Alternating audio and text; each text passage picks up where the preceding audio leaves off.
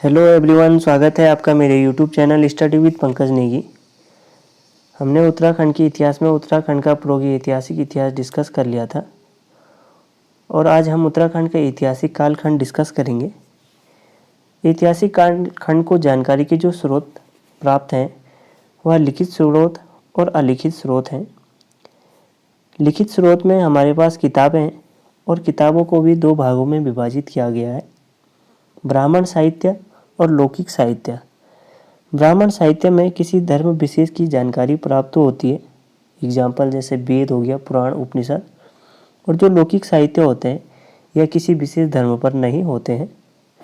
इस प्रकार जो अलिखित स्रोत हैं, अलिखित स्रोत में अभिलेख, मुद्राएं और लोक कथाएं, जो भी कहानियाँ हैं, इनके माध्यम से हमें उत्तराखंड का ऐतिहासिक कालखंड की जानकारी प्राप्त होती है।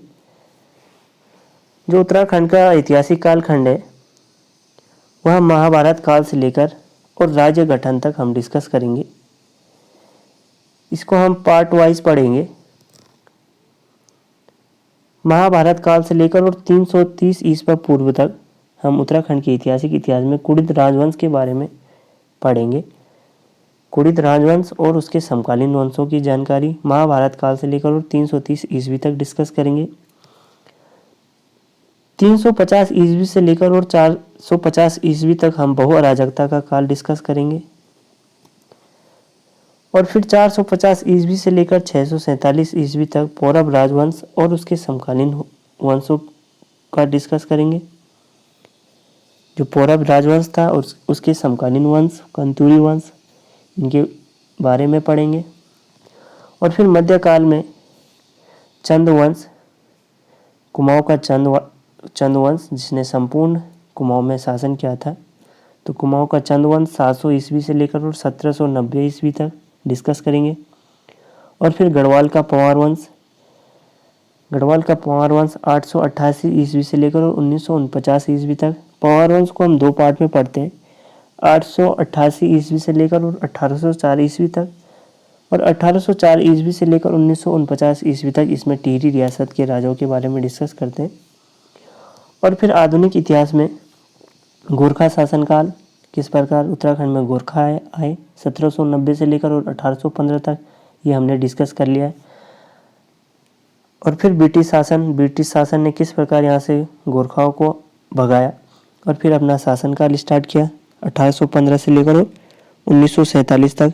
तो गोरखा शासन और ब्रिटिश शासन हमने डिस्कस कर लिया है। और फिर पढ़ेंगे हम आधुनिक इतिहास में पृथक राज्य आंदोलन, किस प्रकार नया राज्य उत्तराखंड को बनाया गया। तो इस प्रकार हम उत्तराखंड का इतिहास डिस्कस करते हैं, हर एक पॉइंट को डिस्कस करते हुए चलेंगे। सर्वप्रथम हम देखेंगे कि वैदिक कालीन में उत्तराखंड की क्या जानकारियां प्राप्त होती है। वैदिक कालीन में उत्तराखंड ऋग्वेद, ऐतरेय ब्राह्मण ग्रंथ और कौशिकी ब्राह्मण ग्रंथ में उत्तराखंड के लिए जो जानकारी प्राप्त हुई है। ऋग्वेद में उत्तराखंड के लिए हिमालय की तलहटी पर बसी देवभूमि और ऋषि मुनियों की भूमि का नाम दिया गया है।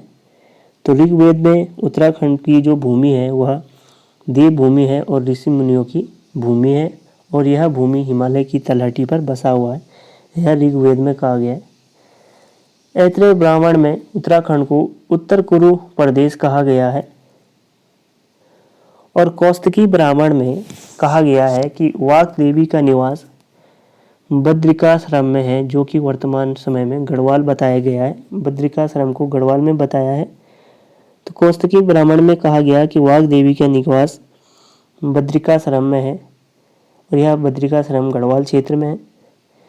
कहा जाता है कि व्यास जी ने षष्टिलक संहिता की रचना बद्रिकाश्रम से ही की और जन्मेजय ने यहाँ व्यास जी से महाभारत की कथा भी सुनी। तो कौशिकी ब्राह्मण, वाग देवी का निवास बद्रिकाश्रम, बद्रिकाश्रम में व्यास जी ने षष्टिलक संहिता की रचना की और इसी बद्रिकाश्रम में व्यास जी ने जन्मेजय को महाभारत की कथा सुनाई। तो वैदिक कालीन उत्तराखंड की जानकारी प्राप्त हुई। इसी प्रकार महाकाव्य कालीन उत्तराखंड में रामायण कालीन और महाभारत कालीन से जानकारी प्राप्त हुई है। रामायण कालीन जानकारी तपोवन स्थान है जो तपोवन, वशिष्ठ गुफा, देवप्रयाग और कमलेश्वर मंदिर श्रीनगर में है। तो तपोवन टिहरी में कहा जाता है कि लक्ष्मण जी ने तपोवन में तपस्या की थी और माता सीता जी ने द्वितीय वनवास का समय भी तपोवन में व्यतीत किया था। इसी प्रकार वशिष्ठ गुफा से जो जानकारी प्राप्त हुई उसमें कहा जाता है कि जब भगवान श्री राम को वनवास मिला तो वशिष्ठ जी इतना दुखी हुए कि उन्होंने इस गुफा में अपना पूरा जीवन यापन किया, इसीलिए इसका नाम वशिष्ठ गुफा पड़ा। उन्होंने एक गुफा में अपना जीवन यापन किया। भगवान श्री राम की जब वनवास चले गए तो इस दुख में उन्होंने यहाँ अपना जीवन यापन किया। देवप्रयाग से जो जानकारी प्राप्त हुई, भगवान श्री राम ने जब रावण की हत्या कर दी थी उसके बाद राम भगवान तपस्या करने के लिए देवप्रयाग पहुँचे और देवप्रयाग में ही रघुनाथ मंदिर बनाया गया है और यह एकमात्र उत्तराखंड का मंदिर है जो द्रविड़ शैली में बनाया गया है। और फिर कमलेश्वर मंदिर जो कि श्रीनगर में है। भगवान श्री राम कमल की फूलों से भगवान शिव की आराधना करते थे, तो यह जो कमलेश्वर मंदिर है यह शिव जी भगवान का मंदिर है। तो इस प्रकार रामायण कालीन जानकारी भी हमें प्राप्त हुई उत्तराखंड के बारे में। महाभारत कालीन उत्तराखंड की जानकारी।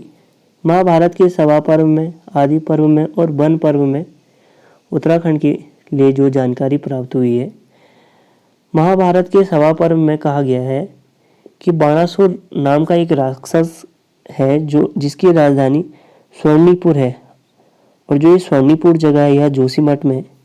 तो महाभारत के सभा पर्व से बाणासुर राक्षस का उल्लेख मिलता है और उसकी राजधानी का नाम स्वर्णिपुर उल्लेखित किया गया है। इसी प्रकार महाभारत के आदि पर्व में कहा गया है कि अर्जुन का विवाह ऐरावत कुल के राजा है नागराज, उनकी कन्या उलूपी से उनका विवाह हुआ है और विवाह हुआ जो गंगा द्वार हरिद्वार में हुआ है। तो यह महाभारत के आदि पर्व में कहा गया है कि अर्जुन का विवाह उलूपी के साथ हुआ। उलूपी राजा नागराज की कन्या थी जो कि ऐरावत कुल की थी।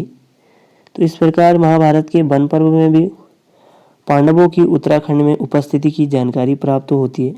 कहा जाता है कि पांडवों ने हरिद्वार से लेकर और केदारनाथ तक की यात्रा की थी।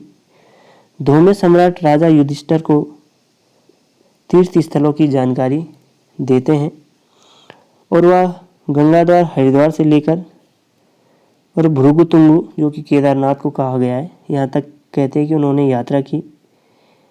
और मिलेश गणों का देश हिमाचल प्रदेश के क्षेत्र सिरमौर को कहते हैं। तो उसी में भी मिलेश गणों का देश की एक व्याख्या की गई है जो कि सिरमौर को कहा गया है।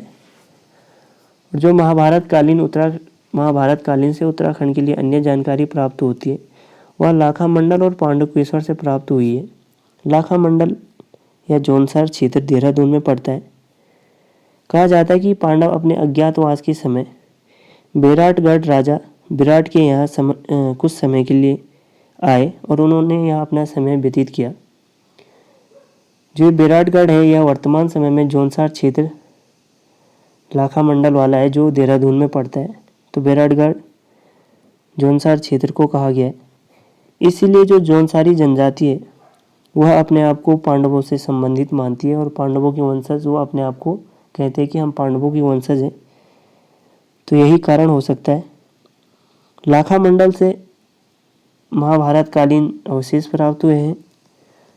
और पांडुकेश्वर जो कि चमोली में पड़ता है, कहा जाता है कि यहाँ महाराजा पांडु ने अपनी पत्नी माधुरी के साथ तपस्या की थी।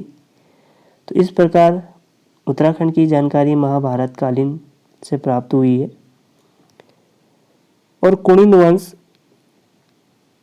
की जानकारी महाभारत के सभा पर्व, आरण्यक पर्व, भीष्म पर्व से प्राप्त हुई है।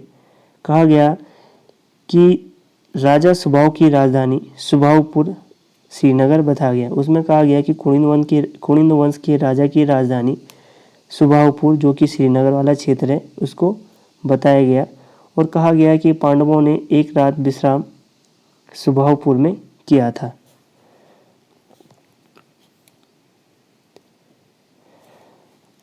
महाजनपद काल से उत्तराखंड की जानकारी प्राप्त हुई है।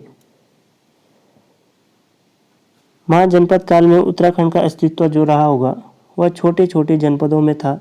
इस प्रकार की जानकारी प्राप्त हुई है। जो जनपद हैं कलकूट, उनके नाम दिए गए हैं। कलकूट जो कि ऊपरी यमुना गंगा नदी घाटी का क्षेत्र है। ऊपरी यमुना नदी घाटी का क्षेत्र कलकूट को कहा गया है। कुलून सतलज और टोंस के बीच का क्षेत्र कुलून। कतरी अल्मोड़ा की कंतरी घाटी, जो अल्मोड़ा की कंतूर घाटी है उसको कुलून कतरी नाम दिया गया है। रंगू इस क्षेत्र की अभी तक पहचान नहीं हुई। कुशीनगर कनखल हरिद्वार वाला क्षेत्र और भारद्वाज कहा गया है गढ़वाल क्षेत्र को। तो इस प्रकार महाजनपद काल से भी उत्तराखंड की स्थिति प्राप्त हुई। वहाँ पे छोटे छोटे जनपदों के नाम उल्लेख हैं। और मौर्यकालीन उत्तराखंड, मौर्यकालीन में देखते उत्तराखंड कालसी अभिलेख जो कि राज सम्राट अशोक का है, इसे 253 ईसा पूर्व का माना जाता है और यह बौद्ध धर्म से संबंधित है। कालसी शिलालेख में जो भाषा अंकित की गई है वह प्राकृत भाषा है और उसकी लिपि ब्राह्मी है और माना जाता है कि उस समय यह क्षेत्र कालसी वाला क्षेत्र अशोक के साम्राज्य के अंतर्गत रहा होगा। इस अभिलेख से यह ज्ञात होता है। जब तृतीय बौद्ध संगीति हुई थी तो उस दौरान उत्तराखंड में धर्म विजय के लिए एक व्यक्ति भेजा गया जिसका नाम थेर मजिम था। तो हमने उत्तराखंड की जानकारी प्राप्त की। वैदिक कालीन उत्तराखंड, महाकाव्य कालीन उत्तराखंड, महाभारत कालीन उत्तराखंड, महाजनपद काल में उत्तराखंड, मौर्य कालीन में उत्तराखंड की क्या स्थिति थी। आप इनके नोट्स बनाते रहे और साथ साथ में इनका रिवीजन भी करते रहे।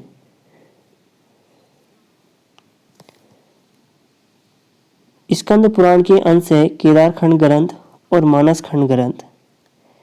केदारखंड गढ़वाल के लिए कहा गया है और मानस खंड कुमाऊं के लिए कहा गया है।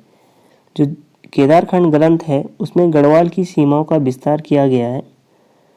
उसमें गढ़वाल की सीमाओं को टोंस नदी से लेकर और नंदा देवी पर्वत तक और गंगा हरिद्वार से लेकर और हिमालय तक उसका उल्लेखित किया गया है गढ़वाल क्षेत्र का।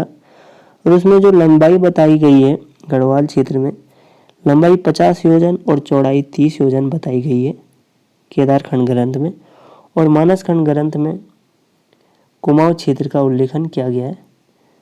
कुमाऊं को कुर्मांचल भी कहते हैं। इस प्रकार केदारखंड गढ़वाल क्षेत्र को और मानसखंड कुमाऊं क्षेत्र को कहा गया है।